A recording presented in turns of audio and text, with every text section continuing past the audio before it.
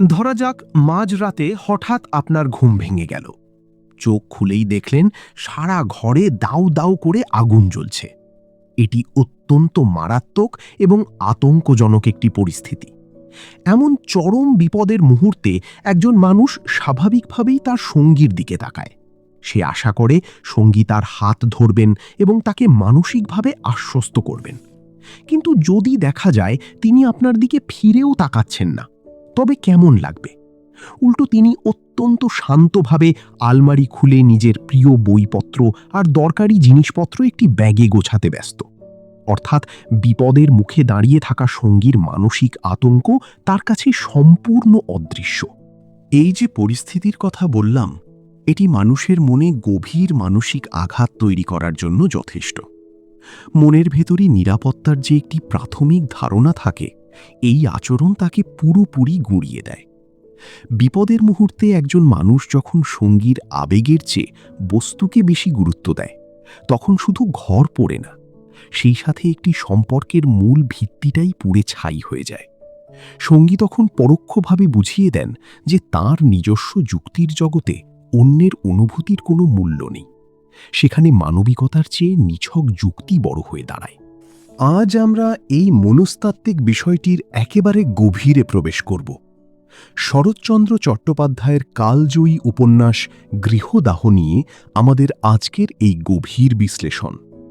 তবে আজ আমরা একে শুধু একটি শতবর্ষ পুরনো সাহিত্য হিসেবে পড়ব না, বরং আমরা এই গল্পটিকে মানব চরিত্র, অহংকার এবং মনস্তত্ত্বের একটি আধুনিক কেস স্টাডি হিসেবে বিশ্লেষণ করব। আমরা শুরু থেকে ধাপে ধাপে ঘটনাগুলোর ভেতর দিয়ে যাব, বোঝার চেষ্টা করব কিভাবে মানুষের অতিরিক্ত আবেগ, অন্ধ সংস্কার আর চরম আত্মনিয়ন্ত্রণ একটি সাজানো জীবনকে ধ্বংসের দিকে ঠেলে দেয়। গল্পের প্রথম ধাপ থেকেই শুরু করা যাক। শুরুতেই আমরা দুটো সম্পূর্ণ বিপরীতমুখী চরিত্রের মুখোমুখি হই। এরা হলেন মহিম এবং সুরেশ। এরা যেন আগুন আর বরফের মতো দুটি বিপরীত সত্তা। সুরেশ হল অগাধ সম্পদের মালিক। সে ভীষণ আবেগপ্রবণ এবং সবসময় অন্যের জীবনে নাক গলাতে ভালোবাসে। অন্যদিকে মহিম হল দরিদ্র, কিন্তু সে অসম্ভব আত্মনিয়ন্ত্রণশীল, যাকে মনস্তত্ত্বের ভাষায় বলা যায় স্টোইক বা নির্বিকার। তার যেন কোনো আবেগ নেই এবং সে শুধু যুক্তি দিয়ে পৃথিবীটাকে মাপে। যখন সুরেশ দেখে মহিম একটি জীর্ণ নোংরা মেসে থাকছে, সে স্বাভাবিকভাবেই তাকে সেখান থেকে উদ্ধার করতে চায়। সুরেশ নিজের টাকায় মহিমকে মেডিকেল কলেজে ভর্তি করার প্রস্তাব দেয়, কিন্তু মহিম খুব শান্তভাবে কোনো রকম উত্তেজনা ছাড়াই সেই সাহায্য প্রত্যাখ্যান করে। মহিমের এই আচরণকে অনেকেই হয়তো প্রবল আত্মমর্যাদা হিসেবে দেখবেন, কিন্তু গভীরভাবে চিন্তা করলে দেখা যায় মহিম আসলে যেন একটি দরজা জানালাবিহীন দুর্গের মতো। এই দুর্গ বাইরের বিপদ হয়তো আটকায়, কিন্তু ভেতরে থাকা মানুষটাকেও শ্বাসরোধ করে মারে। মনোবিজ্ঞানের দৃষ্টিকোণ থেকে দেখলে মহিমের এই চরম আত্মনিয়ন্ত্রণ আসলে তার ইগোর একটি বর্ম। সে সুরেশের সাহায্য প্রত্যাখ্যান করে কারণ সে কিছুতেই সুরেশের কাছে নিজেকে ছোট বা ঋণী প্রমাণ করতে চায় না। সে কষ্ট সহ্য করবে, কিন্তু প্রমাণ করতে চাইবে যে সে মানসিকভাবে সুরেশের চেয়ে শ্রেষ্ঠ। এখানে তাদের মাঝে একটি অলিখিত মনস্তাত্ত্বিক প্রতিযোগিতা চলছে। অন্যদিকে সুরেশের চরিত্রটাও একটু লক্ষ্য করুন। তার ভেতরে একটি তীব্র উদ্ধারকর্তা সাজার প্রবণতা বা সেভিয়ার কমপ্লেক্স কাজ করে। আমাদের সমাজেও এমন অনেক মানুষ দেখা যায় যারা সব সময় অন্যের জীবনের সমাধান নিয়ে হাজির হয়। তারা আসলে অন্যকে সাহায্য করার চেয়ে অন্যের জীবনের ওপর একটি নিয়ন্ত্রণ প্রতিষ্ঠা করতে বেশি পছন্দ করে।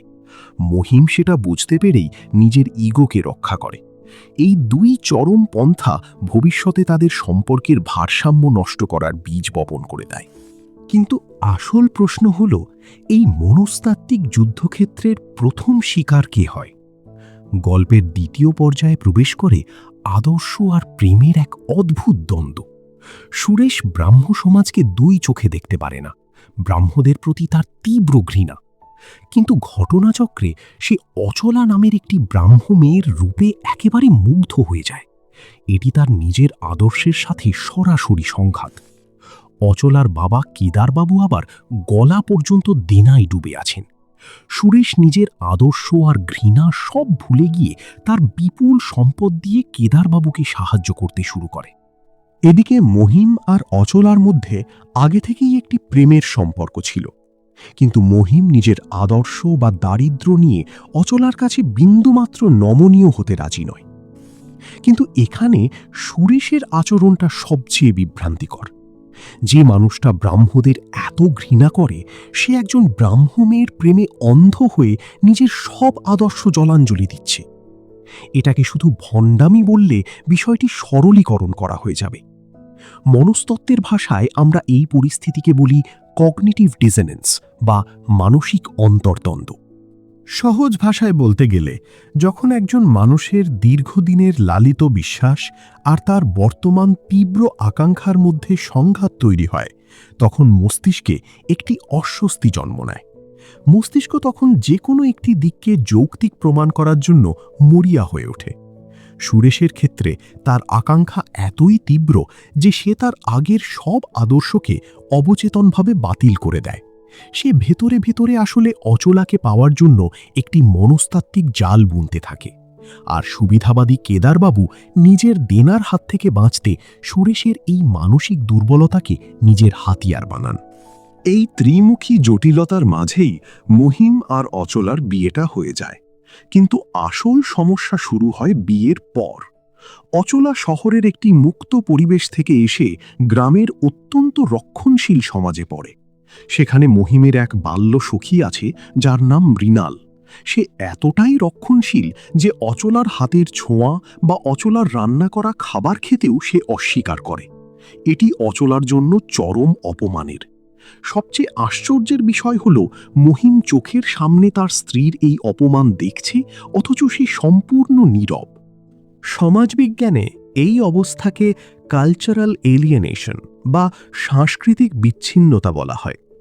অচলাকে এমন একটি জায়গায় ফেলা হয়েছে যেখানে তার স্বাভাবিক অস্তিত্বকেই একটি অপরাধ হিসেবে দেখা হচ্ছে।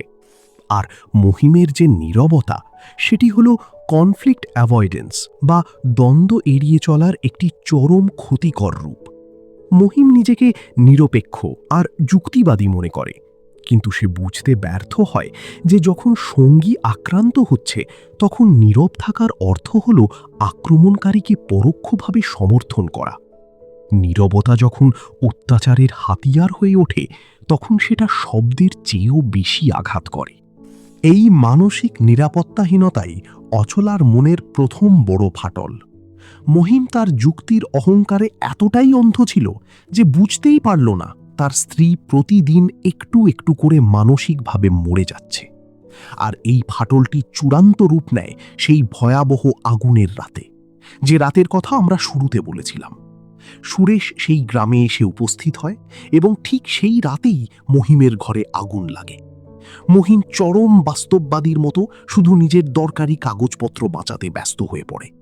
আগুনের লেলিহান শিখার সামনে অচলা দাঁড়িয়ে কাঁপলেও মহিমের সেদিকে ভ্রুক্ষেপ নেই। এরপর মহিম যে সিদ্ধান্ত নেয় তা সাধারণ যুক্তির একেবারে বাইরে। ঘর পুড়ে গেছে বলে কোনো সামাজিক নিয়মের তোয়াক্কা না করে মহিম অচলাকে সুরেশের সাথে কলকাতায় পাঠিয়ে দেয়। সুরেশ যে অচলার প্রতি দুর্বল, এটি জানার পরও মহিম এই কাজ করে। মহিমের এই আচরণ প্রমাণ করে অতিরিক্ত যৌক্তিকতা কিভাবে মানুষকে অমানবিক আর অন্ধ করে দেয়। তার কাছে সবকিছুই একটি সমীকরণ। সে ধরে নেয় ঘর পুড়েছে, তাই অচলার নিরাপদ আশ্রয় প্রয়োজন, আর সুরেশের কাছে টাকা আছে। কিন্তু এই সমীকরণে মানবিক আবেগগুলোর কোনো স্থান নেই। গৃহদাহ আসলে শুধু ঘরের আগুন নয়, এটি তাদের সম্পর্কের ভেতরকার আগুন, যা এতদিন ধিক ধিক করে জ্বলছিল। মহিমের যান্ত্রিক আচরণ অচলার মনে একটি স্থায়ী ট্রমা তৈরি করে। অচলা বুঝতে পারে এই মানুষটার কাছে তার কোনো অস্তিত্ব নেই। এরপর ঘটনাগুলো একটি অন্ধকার সুড়ঙ্গের দিকে এগিয়ে যায়। মহিম অসুস্থ হয়ে পড়ে এবং মৃণাল তার সেবা করে। অচলা নিজেকে সেই সংসারে অবাঞ্ছিত মনে করতে শুরু করে। এরপর আসে সেই ট্রেন যাত্রার দৃশ্য। সুরেশ পরিস্থিতি সুকৌশলে নিয়ন্ত্রণ করে এবং অচলাকে কার্যত অপহরণ করে অজানা গন্তব্যে নিয়ে যায়। অচলা সুরেশকে ভালোবাসে না, কিন্তু স্বামীর চরম অবহেলা এবং পারিপার্শ্বিক চাপে সে পুরোপুরি অসহায় হয়ে পড়ে। অনেকেই প্রশ্ন করেন, শিক্ষিত মেয়ে অচলা কেন চিৎকার করে প্রতিবাদ করল না? এখানে আমাদের স্বাধীন ইচ্ছা বনাম নিয়তিবাদের তত্ত্বটি বুঝতে হবে। চরম আতঙ্কের মুহূর্তে মানুষের স্নায়ুতন্ত্র সাধারণত তিনভাবে প্রতিক্রিয়া দেখায়: ফাইট, ফ্লাইট অথবা ফ্রিজ। অচলা এখানে ফ্রিজ রেসপন্সের শিকার হয়েছিল। সমাজের ভয় এবং স্বামীর প্রতি অভিমান তাকে মানসিকভাবে পক্ষাঘাতগ্রস্ত করে ফেলেছিল। তারা একটি অচেনা গ্রামে গিয়ে স্বামী স্ত্রী পরিচয়ে আশ্রয় নেয়। সেখানে রামবাবু নামে এক অত্যন্ত রক্ষণশীল বৃদ্ধ অচলাকে নিজের মেয়ের মতো ভালোবাসতে শুরু করেন। কিন্তু এই শান্তি ছিল ক্ষণস্থায়ী। সুরেশ প্লেগ রোগে আক্রান্ত হয়। ঠিক সেই সময় রামবাবু জানতে পারেন যে সুরেশ আর অচলা বিবাহিত নয় এবং অচলা একজন ব্রাহ্ম নারী। মুহূর্তের মধ্যে রামবাবুর সমস্ত স্নেহ ঘৃণায় পরিণত হয়। তিনি মৃত্যু পথযাত্রী সুরেশ আর অসহায় অচলাকে বাড়ি থেকে বের করে দেন। রামবাবুর ধর্ম তাকে শেখায়নি কিভাবে বিপন্ন মানুষকে আশ্রয় দিতে হয়। তার ধর্ম শিখিয়েছে নিয়মের বাইরের মানুষকে ঘৃণা করতে। সুরেশ তার অন্ধ আবেগের কারণে নিজেকে ধ্বংস করে ফেলে, আর গল্পের শেষে মহিন তার নীতিতে এতটাই অটল থাকে যে সে অচলাকে গ্রহণ করতে অস্বীকার করে। সমাজ কাঠামোর কঠোরতা, ধর্মের গোঁড়ামি আর মানবিক সহানুভূতির অভাব কিভাবে একটি জীবনকে বিপর্যস্ত করে দেয়, আমরা তার একটি নিখুঁত মানচিত্র দেখলাম। আজ এই পর্যন্তই। ভিডিওটি ভালো লাগলে লাইক এবং শেয়ার করার অনুরোধ রইল। ধন্যবাদ।